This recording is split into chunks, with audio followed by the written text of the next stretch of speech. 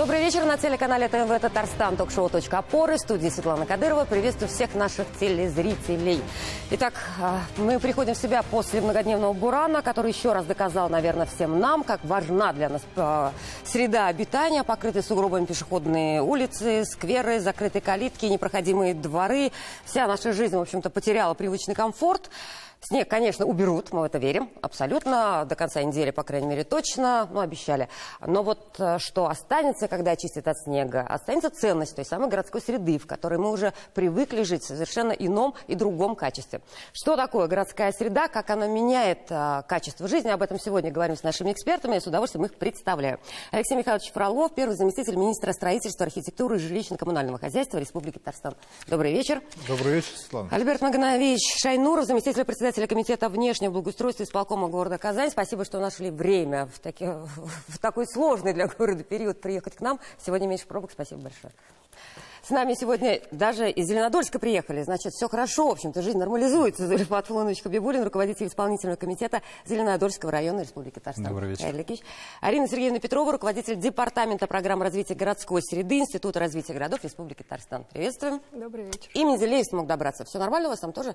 Все хорошо. Илья Александрович Игин, главный архитектор Менделеевского района. Приветствуем вас. Добрый вечер. Я напоминаю, что мы работаем в прямом эфире. Прямо сейчас нас можно смотреть в группе ТНВ ВКонтакте. Эксперты, если понадобится, могут выразить свою точку зрения кнопками на ваших пультах. Красный категорически не согласен, синий согласен, белый отношусь нейтрально.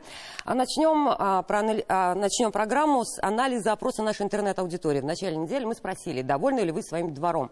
Да, он удобный и красивый, 40% проголосовали так. Нет, наш двор старый, неухоженный, еще 43%. Ну и 17% из поддета выбрали вариант «мне без разницы, живу в своем доме». Это же вопрос адресуем зрителям.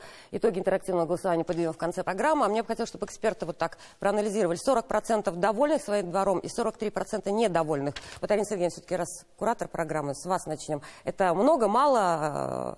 Ничего не тревожит? Мне кажется, это все-таки говорит о том, что мы еще не во все дворы зашли, у нас еще большой план работы на ближайшие годы, поэтому когда мы зайдем во все дворы, которые должны были благоустроить по программе, тогда мы получим, я думаю, другие результаты по голосованию.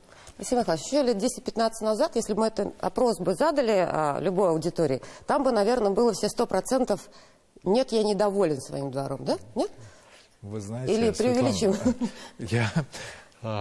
Мы эволюционируем, и мы хотим очень быстро, чтобы все у нас получалось эффективно. Чтобы и дворы ремонтировались, и эксплуатация была быстро. Но я в части вот этого аномального снегопада скажу, все, что было сделано городскими службами во всех муниципалитетах, оно и делается, но не бывает так, чтобы сегодня снег упал, и завтра чудо случилось, все чисто. К сожалению, есть определенные аномальные явления, с которыми надо мириться, и надо терпеть, и потихоньку все вместе уберем, да. С лопатой мы все уже повыходили, да. У нас Ильшат Аминов сегодня тоже совершенно верно рассказал, как он это делал. Ну, а в принципе, 40% довольных двором, 43% нет. Это вот тревожит что-то вас? С точки зрения довольно-недовольно, здесь, как сказать, там, где сделано, там, где результат есть определенный, там разделение есть. Например, кому-то необходимо кому-то парковка, кому-то скамейка, кому-то зеленая зона. Парковки там. То есть всегда найдутся те, кого все устраивает, а кого не очень. Устроить с точки вообще всех невозможно. Поэтому это нормально, когда присутствие кому нравится, нормально. Кому нет. А вот в Менделеевске, если бы такой опрос запустили, как думаете, какой процент людей менделеевцев сказали бы, у нас все супер вообще? Я думаю, что те, кто сказали, у нас все супер, этих людей было бы, наверное, 60%. О, как?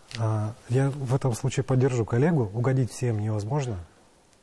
И даже из тех жителей, у кого реконструкции дворов уже прошли, все равно найдутся тем, кому уже Перфекционисты чего-то такие мало. все. Да, Хочется еще вот лучше. сделали хорошо, но хотелось бы больше. Давайте дальше. Ну, это же замечательно, Это как раз и тоже- двигатель, это в тоже общем-то, хороший такой двигатель всех процент, программ и взаимодействия вопросов. дальше. А вот в Зеленодольске больше, чем в Менделеевске?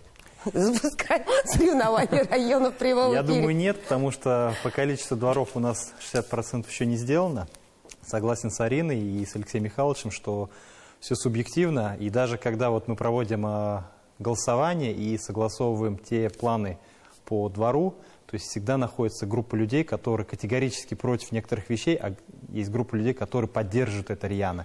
И вот эта борьба и нахождение какого-то компромисса между ними как раз и является нашей задачей. И увеличение числа именно тех людей, которые удовлетворяют их двор, вот это наша задача. Если зайти в какой-нибудь чат любого дома, там всегда будет инициативная группа, которая всегда против, да? То есть не важно чего в этой Там ситуации. обязательно какой-то конфликт происходит ежесуточно. Ежесуточно, и неважно по какому поводу. То есть это нормальное явление, тут, я не знаю, как на пирамиду Маслоу в принципе смотреть, что ли. А что в Казани бы? Как думаете? Ну, предположите. Ну, смотрите, здесь, наверное, вопрос такой, он действительно больше связан с развитием именно нашей страны, республики, города, в части того, что если раньше, 10 лет назад, были одни потребности, то сейчас потребности становятся выше. И это факт, и это радует. На самом деле, раньше, когда просто говорили «хочу благоустроенную», что-то, то есть Это хотя бы качелю, скамейку поставьте, что-то, да, и поменяйте то железные сейчас качели. жители говорят, я хочу там такое-то дерево, они выбирают, они говорят, я хочу липу, я хочу, чтобы там клен татарский был, я хочу вот эти деревья, такие кусты, хочу дерн, чтобы здесь был. То есть приоритеты начинают меняться, это из-за того, что улучшается сама среда, и люди в этом разбираются, они хотят уже больше, и это нормально. И запросы совершенно иные, Совершенно да? другие, если сравнить то, что было 10 лет назад, и то, что сейчас. Прежде чем к глобальным вопросам, можно еще вот Арина Сергеевна, где самое любимое место отдыха у вас? Вообще или, вот как вот... Желательно не в стране, а в Татарстане. Ну да. Я понимаю, что мы сейчас можем предположить. На самом деле я очень люблю Татарстан. Я переехала из Набережных Челнов в Казань и влюбилась в этот город.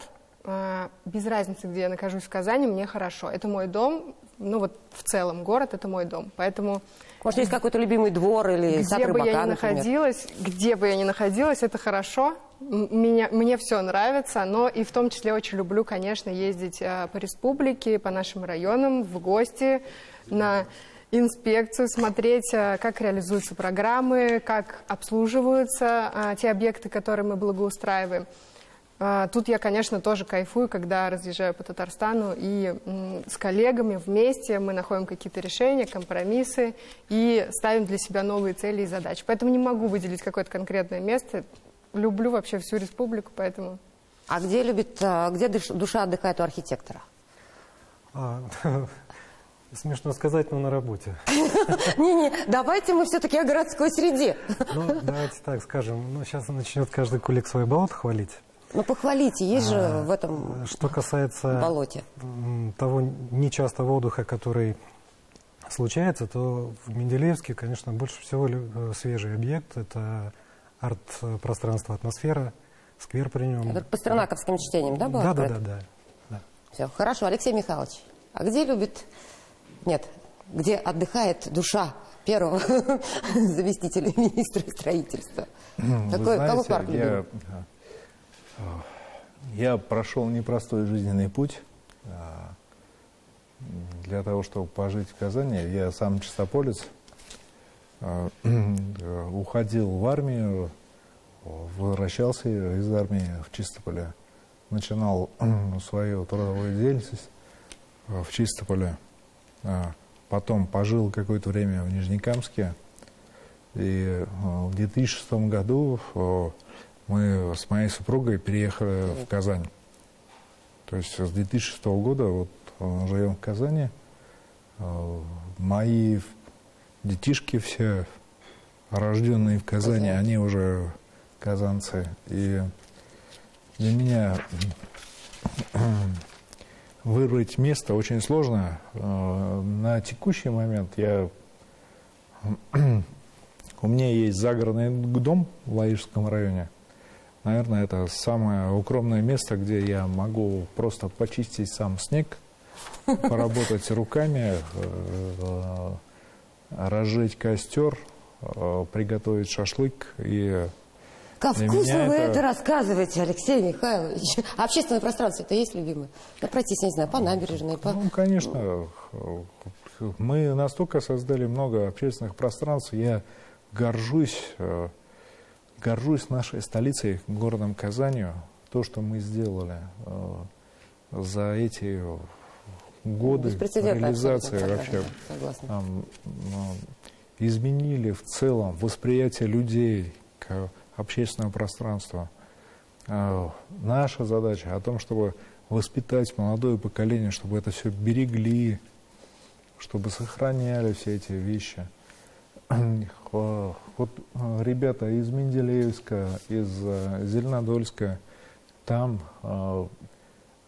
есть ядра, которые уже главами заложены, их надо тоже правильно содержать, эксплуатировать, и чтобы все, и местное население это все воспринимало и смотрело правильно. Самое главное не то, что создать, а самое главное дальше сохранить и эксплуатировать. Хорошо, спасибо. А где вы в Зеленодольске любите отдыхать или в Казани больше? Или есть любимые? Мои любимые места – это лес. То есть я, наверное, Горькинско-Метьевский. Давайте хоть какое-то пространство в назовем. той группе людей, которые любят более первозданную природу. Вот лес, обсерватория, потом дендрарий, Волжско-Камского заповедника Зеленодольский. Это те места, куда, когда ты приходишь, чувствуешь силу природы, единение с природой. И вот как раз вот эти места, которые мне больше всего импонируют. Так, а где любят отдыхать казанские чиновники? Ну, на самом деле... Какой парк и сквер? Ну, давайте я, наверное, скажу так, что здесь все зависит от самого темперамента человека, да, где ему нравится, и еще от времени года и вообще, в принципе, времени суток, да. Я просто могу сказать, что нет такого одного, но могу перечислить конкретно, которые нравятся. То есть, это, наверное, самый первый – это Черное озеро в центре города, да, потому что у него есть свой исторический шарм, исходя из тех элементов, которые есть в этом парке. Сами зеленые насаждения, то есть есть такие, которым там и более 100 лет, это тоже очень ценно. С недавних пор очень сильно понравился этот сад рыбака, то есть это воссозданный объект, который вообще в принципе появился там, этот парк в конце 19 века. Да, там уникальная история скульптуры самой, да. Да, то есть это очень интересная история, когда этот объект реализовывался в прошлом году и позапрошлом году. Мы очень много изучали истории, исторические фотографии, и это на самом деле очень сильно завлекает. Есть Фуксовский сад, мы недавно тоже такого рассматривали, ему 128 лет в этом году, тоже очень такой исторический. Это что касаемо исторических скверов. Но есть, конечно же, еще лес, да, то есть это Горько-Камецкий лес, да, это Лебяжье, в Лебяжье есть, то есть как система озер, да, то есть можно в лесу погулять, да, там большое количество гектар, 1000 гектар. И есть тоже небольшое общественное пространство, то есть это именно входная зона, где можно начать свою прогулку и уйти дальше в лес. Все зависит от того, когда ты гуляешь, какое время. Сколько мест вы перечислили. То есть я понимаю, что в принципе не каждый казанец еще все эти места в принципе увидел сегодня, мне кажется. Особенно из молодых. Арина Сергеевна, в принципе, если мы сейчас будем говорить о нацпроекте «Жилье и городская среда», то есть вот о городской среде в этом направлении, вот чем можно, в принципе, гордиться? То есть вот что нанести на этом флаге? Вот Алексей Михайлович сказал, что мы тут совершили абсолютно какие-то беспрецедентную программу, наверное, да, сейчас проводим. Что напишем? Ну, мне кажется, на победном флаге. Важно сказать про количество лет этой программы. Да? Уже 9 лет. Сначала республиканская программа была запущена, далее уже федеральный проект. И очень ценно, что сохраняется, то есть видят ценность не только жители, но и власть в этих изменениях, которые происходят. Также важно сказать про цифры, это количество объектов. Каждый год более 60 общественных пространств по всей республике реализовывается. В прошлом году, например, 68 объектов мы благоустроили, 8 из них это победители по конкурсу малых городов, это тоже федеральное финансирование, очень большая поддержка для нашего региона. В этом году это 64 объекта, то есть каждый год более 60 объектов по всей республике мы делаем, и это очень ценно. Хочу отметить, что это не обязательно законченный проект, может быть за один год, это может быть очередь, но тем не менее мы стараемся ее делать такой, чтобы она была функциональной, ее можно было использовать, насколько это возможно. Вот мне кажется, важно вот про цифры было проговорить. Есть такое, что вот районы лидеры, я не знаю, вот Зеленодольск, Менделеевск стоит, это не по принципу, мы просто вот хотели услышать их, да, увидеть в том числе. Есть какие-то районы, где максимальное количество это из заявок на конкурсы, да, на эти гранты, которые они получают? Ну, это такой для меня компрометирующий вопрос. Я ни в коем не случае... будете устраивать. Да, я ни в коем случае не хочу никого выделять или там кого-то обидеть и так далее. Для меня все районы равны, все молодцы, все стараются. Очень важно, что работает вся команда Татарстана. То есть каждый неравнодушен. Вот это важно. Да, Алексей Михайлович. Да. Светлана, вот то, что каждый глава вникает в свое ядро, свое историческое прошлое, ищет его именно для того, чтобы создать что-то новое, подчеркнуть свое участие в этом. Вот эта вот горсреда, она именно вот, ну, подчеркивает работу каждого руководителя здесь и сейчас. Вот это самое главное. Хорошо, спасибо. Но все-таки Казань в этом плане, понятно, что как и с туристической составляющей, масштабная работа по новым ярким объектам, реновации старых. Мы же не представляем, наверное, без набережного озера Кабан, да, без парка Урам. Но вот, в принципе, какие главные, вот что тоже на флаге казанском напишем? Чем гордимся? Но мы гордимся каждым своим объектом. В каждом из них есть какая-то своя определенная изюминка. Нельзя выделить конкретно какой-то один объект там, да, или сказать, сколько что вообще? именно. Давайте вот Арина тоже, Сергеевна сказала, что свыше 60, да? Сколько в Казани? Но у нас, смотрите, у нас получается, если вообще в принципе общественное пространство, у нас 163 общественных пространства, парк-сквер, да, всего в Казани. Это 554 гектара. То есть огромное. И если брать отсчет, да, начиная там с 2011 года, когда еще была запущена программа городская, 100 парков и скверов, с этого момента, если вот начинать считать, мы приросли на 2/3 по площади. То есть было там 175, где-то вот так было, да? 554. То есть, а сейчас 554. То есть нужно понимать, вот этот путь огромный, и сколько мы наросли по общественным пространствам. То есть мы обновляли старые, мы создавали новые. То есть у нас город тоже так же развивается, да, к примеру, вот там в прошлом году был проект по Светлой долине, да, такой масштабный на 16 гектар, и он появился, там ведь новое жилье, то есть новые жилищные комплексы, то есть часть какие-то застройщики реализовывали, где-то необходимо было сделать соединение, и вот такой масштабный мощный проект. То есть город сам развивается, и также развивается общественное пространство. Нет, столица, она вообще ярко выражена с точки зрения и требования к застройщикам, и к развитию общественного пространства. Во-первых, у столицы и наработанные компетенции, у команды мэра, у архитекторов, у всех надзорных органов, которые работают, в чистом виде, в общем-то, Казань которые была, там смотрят. Все. При этом, при всем, столица, она под отдельным надзором Раиса Республики, и Рустем Нургалиевич постоянно смотрит центр города. Отдельные программы осуществляются с точки зрения развития инфраструктуры и исторического кластера, чтобы бизнес привлекался, развивался. Здесь, как у ребят, которые работают в Казани, у них отдельные задачи, отдельные вызовы. Они должны быть впереди паровоза. Я вот так считаю. Хорошо. А чем Зеленодольск похвалится за прошлый год? В цифрах, если давайте. То есть, вот... Я бы хотел не в цифру идти, а больше в другую тему. Давайте. То есть, что нам дает парковые зоны? Это дает новое мышление людей.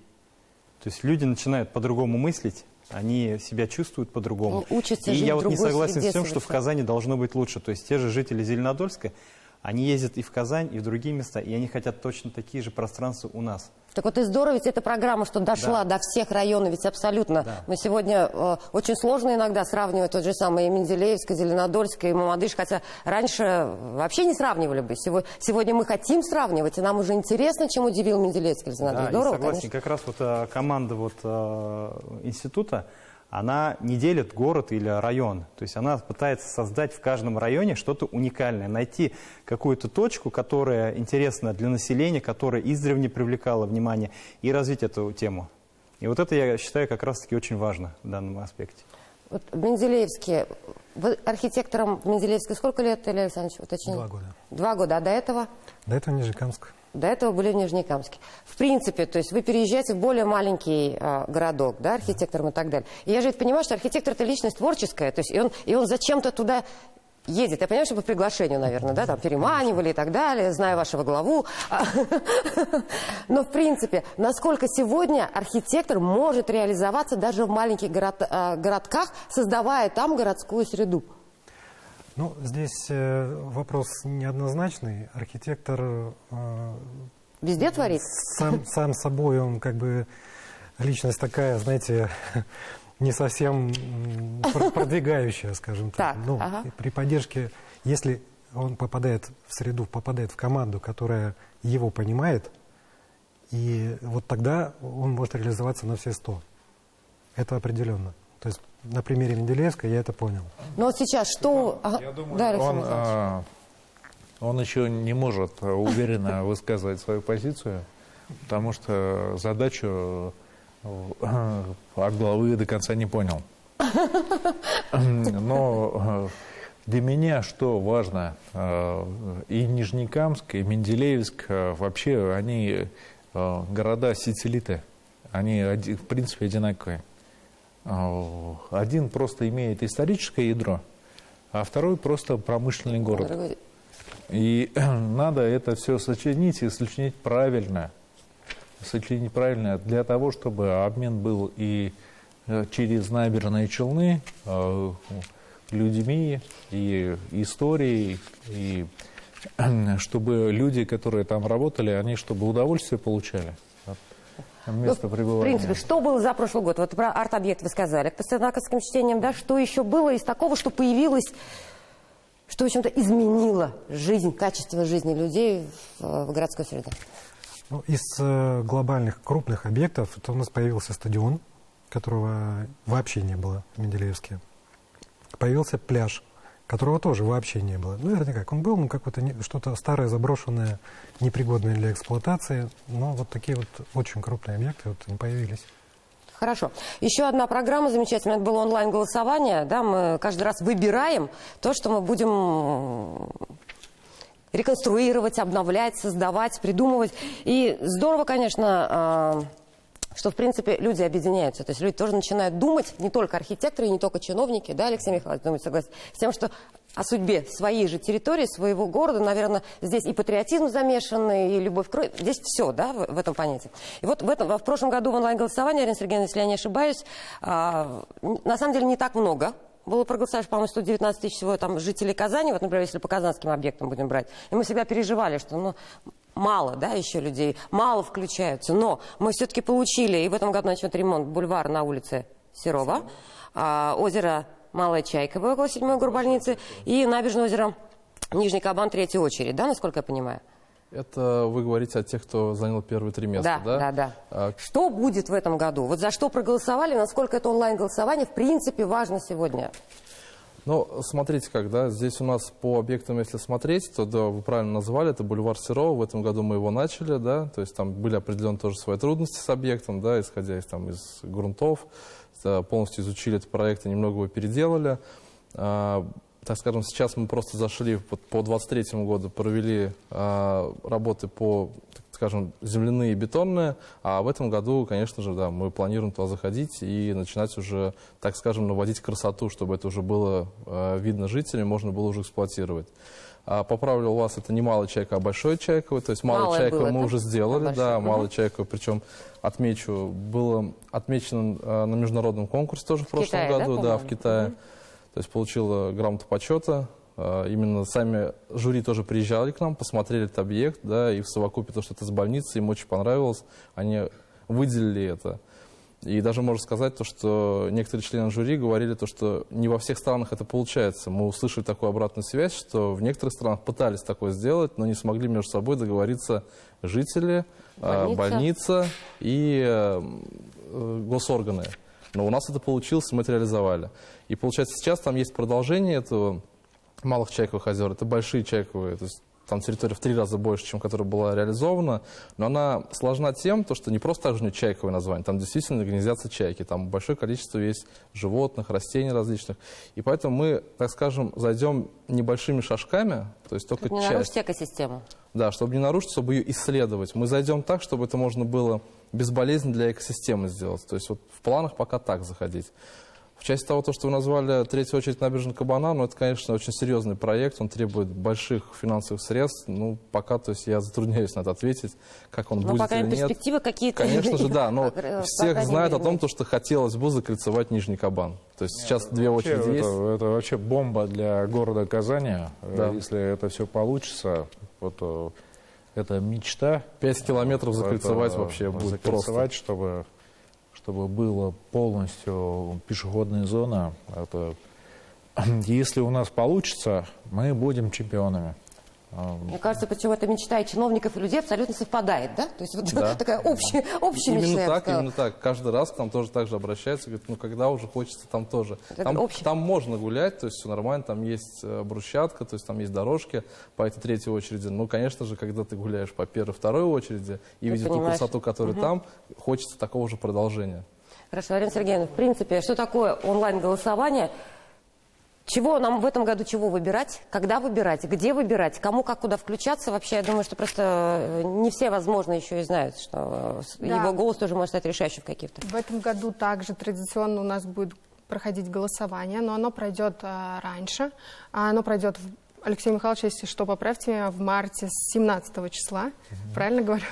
С 17 числа месяц мы будем голосовать за общественные пространства и за дворы, которые хотели бы благоустроить в следующем году, в 25-м. Ну и тут я, конечно же, как и в прошлом году, обращаюсь к жителям, к сообществам, чтобы они активно голосовали за те объекты, которые хотели бы, чтобы были реализованы в следующем году. Нам это важно видеть. Без этого наши решения будут неправильными. Нам очень важно опираться на мнение людей, которые в последующем используют эти пространства. Сейчас татарстанцы могут, в принципе, подключиться и предлагать свои варианты, либо уже будет предлагаемый список. Как происходит? Там будет как играются объекты? предлагаемый список по каждому муниципальному образованию, и также будет предложить свой вариант.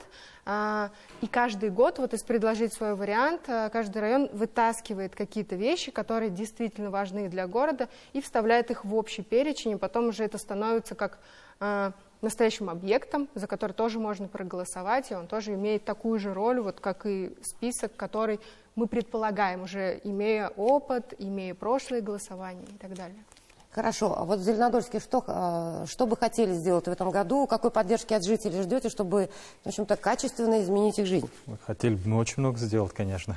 Но в этом году у нас уже утвержденные объекты. Мы будем продолжать 3 общественных пространства, начатых в прошлом году. В городе это парк Алтынова, это парк Юный Корабел. Те места, которые как бы в прошлом году начали и были заброшенными. И, безусловно, мы еще хотим сделать Васильево. То есть продолжить такую внутреннюю набережную Васильева, потому что Васильево это каскад озер, 7 озер там внутренних, и вот одно озеро мы сейчас как раз делаем набережную, чтобы в будущем выйти к крупнейшему в Европе цапельнику, который находится в Васильево. Об этом мало кто знает. Вот... Зеленодольский район сам вообще по себе непростой район. Во-первых, он сопряженная территория с городом Казани. Со всеми сопутствующими имеет проблемами. большие миграционные потоки. У ребят там есть определенная нагрузка не только Васильева и Осинова. У нас также серьезный там микрорайон, который мы должны правильно его развивать, и транспортные потоки, и социальные объекты. Но мыслят правильно. Я, в принципе, мнение главы поддерживаю. Ну, то есть, в принципе, вот это развитие, в том числе и городской среды, поможет не остановить миграционные процессы, но, по крайней мере, удержать сделать жизнь людей в том числе. комфортными Конечно. у нас. Да. Да. Хорошо, мы продолжим программу через пару минут, не переключайтесь. Итак, мы продолжаем обсуждать городскую среду, как она меняет качество нашей жизни. Мы сейчас проговорили, что Зеленодольск пытается сохранить статус города-сада. да, сохранив и зеленые зоны, Не пытаемся, мы его скверы, парк. сохраняем. Мы входим в топ-10 самых зеленых городов России. Но вы и продолжаете все это беречь. А вот уже Илья Александрович нам говорил, что стадион появился, которого никогда не было, пляж, которого никогда не было. При этом прямой выход на Каму у города, да, 23 километра берега у района. Да. И ни одного выхода на Каму именно не было. То есть набережная, пляж, терминал, порт, лодочная станция, вот это проект благоустройства главной зоны отдыха. В прошлом году вы стали участником Всероссийского конкурса «Малый городок», да?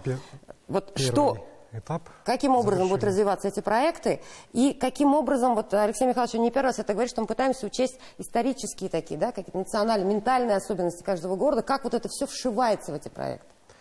Ну, у нас история такая, что сам Менделеевск был таким каким-то средненьким, незаметненьким городом, о котором мало кто знал, мало кто слышал.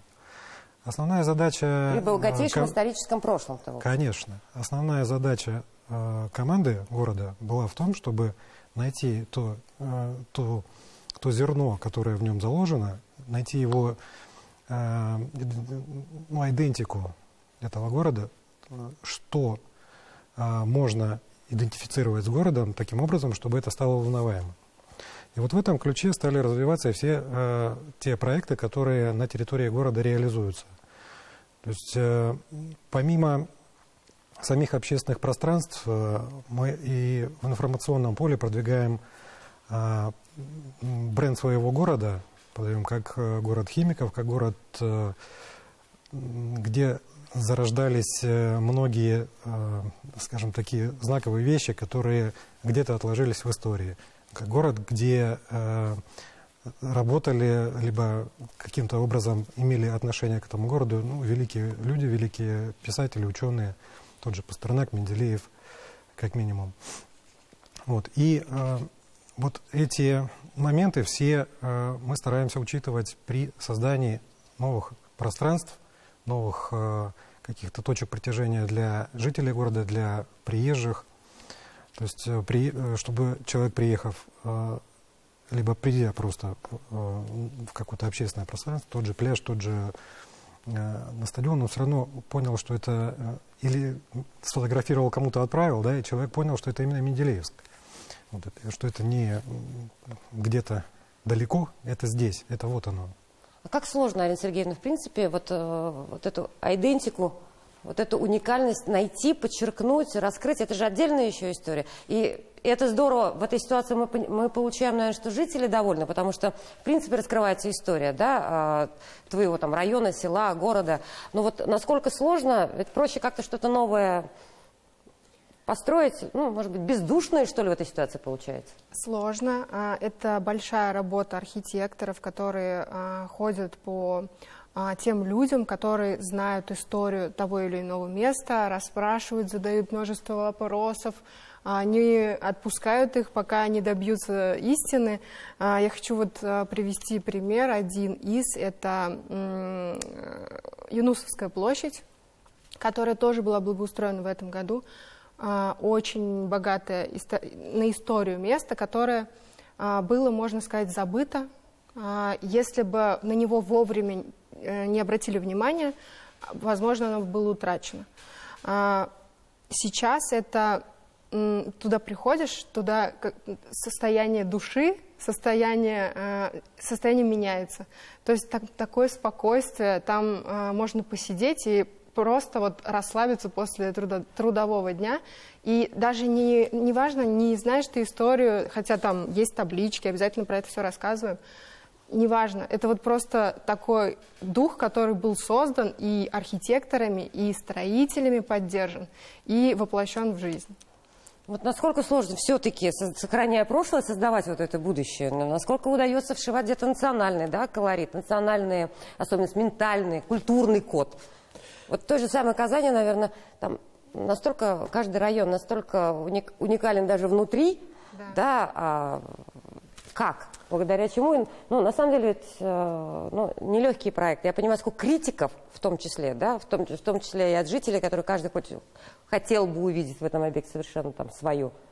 Мы здесь слегка, видимо, поняли вот, который объект больше всего нравится Арине, наверное, Юнусовская Юнусовская площадь. Да? площадь? Наконец-то. Немножко перетянем одеяло на себя. Но на самом деле, да, это очень сложно, вот эту идентичность, найти ее. И причем мы для себя такую небольшую аксиому выверили. Чем меньше объект, тем он сложнее на мелкие детали. Потому что маленький объект, и в нем, вот, начиная копаться, вот именно вот этих мелочах, ты начинаешь выходить. Вот именно по Юнусовской площади, это так и действительно было, когда мы с архитекторами долго и упорно это все обсуждали. И когда мы говорили, да тут площадь-то всего лишь ничего, а мы тут такую баталию развели, но потому что там действительно очень много разных тонкостей. Одни сторожилы приходили, нам рассказывали детали. Бывало такое, что другие приходили и говорили, да нет, не так же было, было вообще по-другому. И между собой они также это обсуждали. И все это, ну, это все на самом деле на доброй волне, конечно же, происходит. И они говорили, как именно рассказываете. Но вот про Юнусовскую площадь, наверное, может такую вещь сказать. Вот этот орнамент, который сверху виден, да, если так вот посмотреть, когда там снимки с космоса и вот эти по картам смотришь, там определенный орнамент заложен. Если обратить внимание на брусчатку, то брусчатка там такого зеленого цвета, изумрудного. И это такой же он татарский цвет, а это ведь татарская слобода. И когда, помню, было одно из совещаний, как раз уже стройка заканчивается, прошел дождь, и этот зеленый цвет, он стал настолько ярким, и у меня почему-то перед глазами вспомнились именно там бабушкины сережки. То есть это вот настолько архитекторы смогли попасть, но они же это не угадывали никак, то есть это их была задумка, и они попали. И это очень интересно.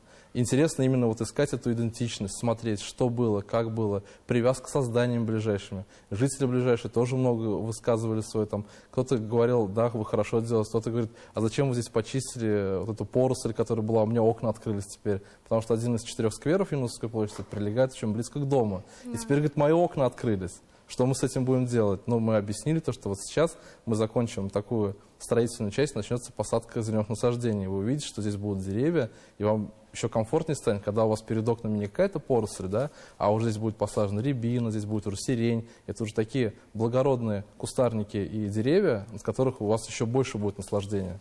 Алексей Михайлович, еще из фильма, наверное, «Ирония судьбы», да, об этом бездушном строительстве, 15 одинаковых многоэтажках, пятиэтажках, хрущевках и так далее. Но сегодня как-то строительство этого всего, особенно в городской, все, что касается создания городской среды, вот душа появляется, да, это удорожает проект? Вы знаете... Я не спрашиваю, сколько. С точки зрения новых микрорайонов, которые строятся у нас в Казани, это входит в комплекс застройки, и утяжеления никакого нету. Есть у нас отдельные социальные проекты, которые Государственный жилищный фонд реализует. Там мы помогаем развивать общественные пространства. Например, Салават-Купере, да. Достаточно серьезно ядро развили благоустройства, и там и наши программы участвовали, там и городские, и программы застройщиков от ГЖФ тоже, они там сделали достаточно серьезные проекты.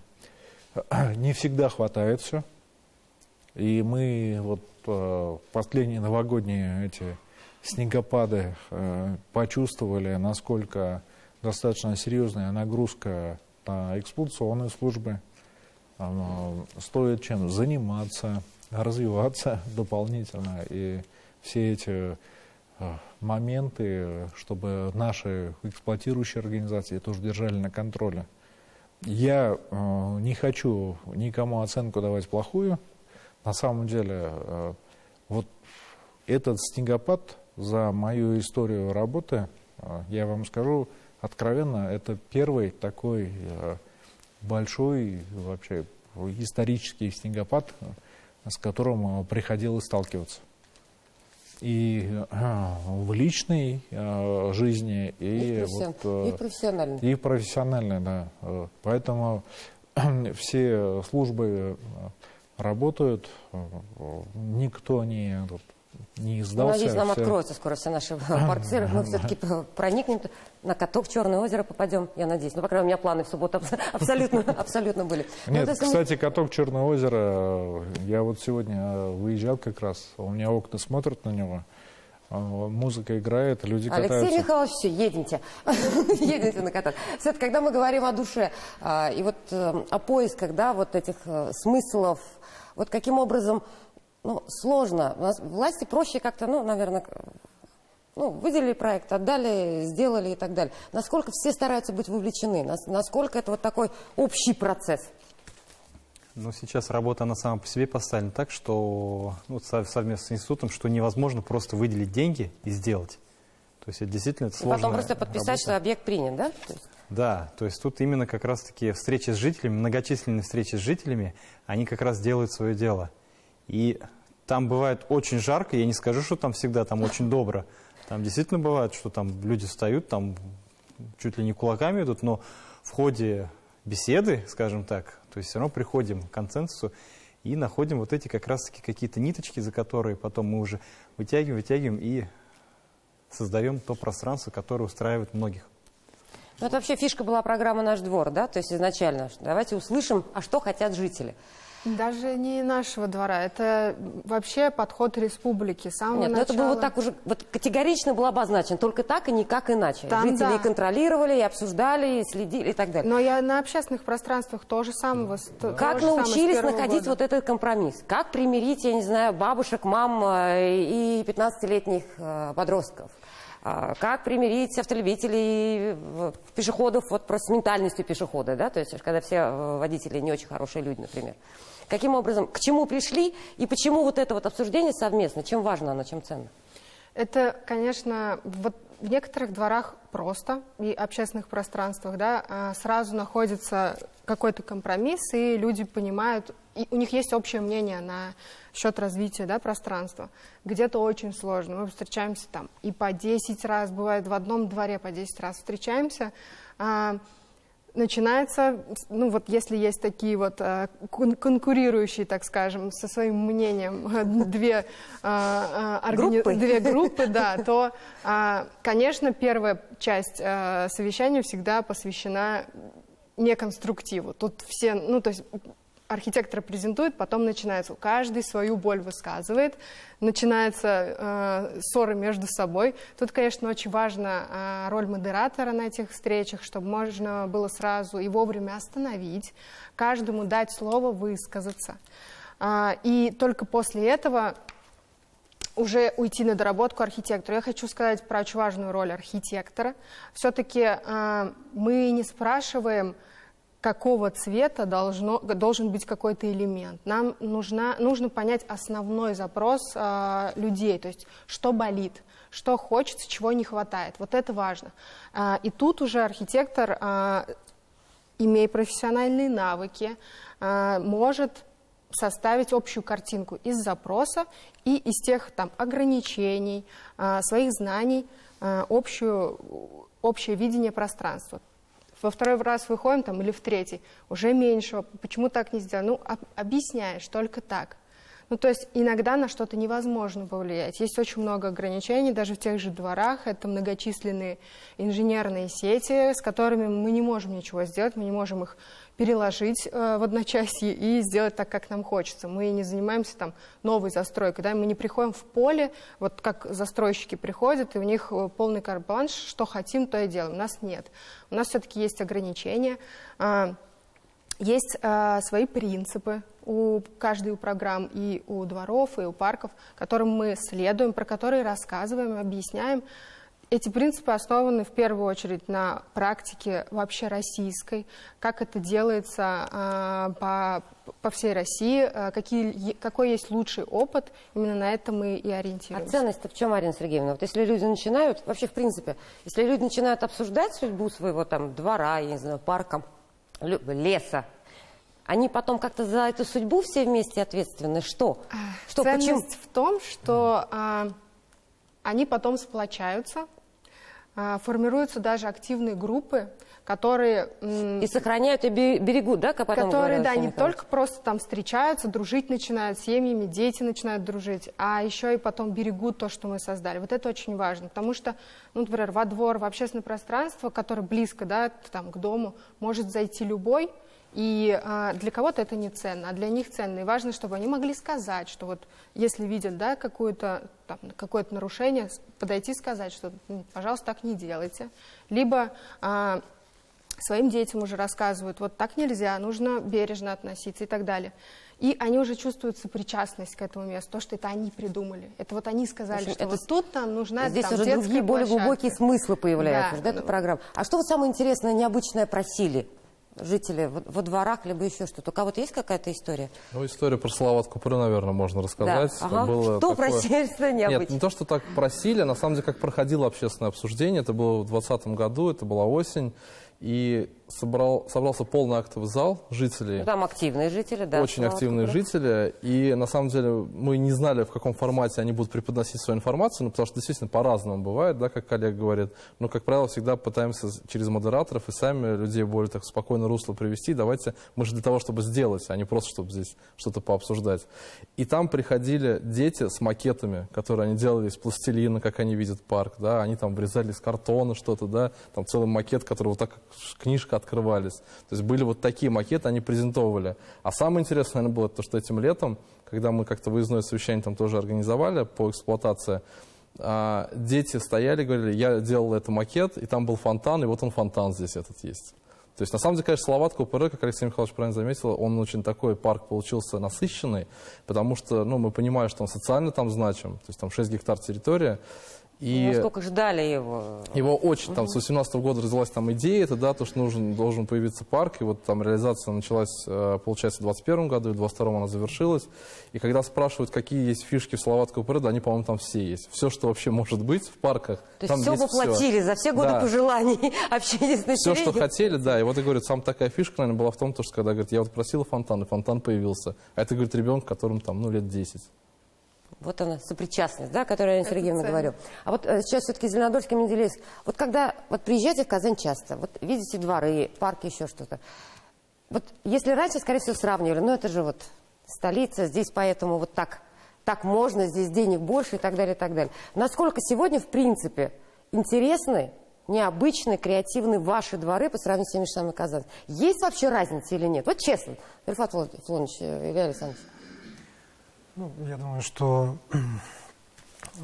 цель программы, именно наш двор программы, сделать двор удобным.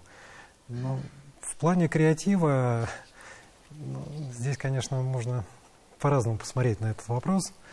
То есть где-то есть возможность креативить, где-то не особо. Ну, по крайней мере, из того, что мы можем, мы стараемся по максимуму это делать. У вас такие муралы появляются на... Точнее, город Муралов да, уже, Мы город говорим о Муралов. программе «Наш двор», но... Это параллельно Да, же происходит, нет, это комплексный параллельные истории, ну, как бы которые комплексный происходят. эффект. Да, параллельные истории, которые происходят в городе, они, конечно, добавляют изюминку тем пространствам, которые в рамках программы Гостиница бы реализовываются. еще и все там, и турпоток бытовой обеспечен уже был точно. На Пастернак чтение так и не попал. Приглашаем в этом году. Рифат Флонович, на ваш взгляд, вот насколько сегодня равноценны? Ну, в общем, я считаю... Или что- не надо сравнивать, или надо сравнивать?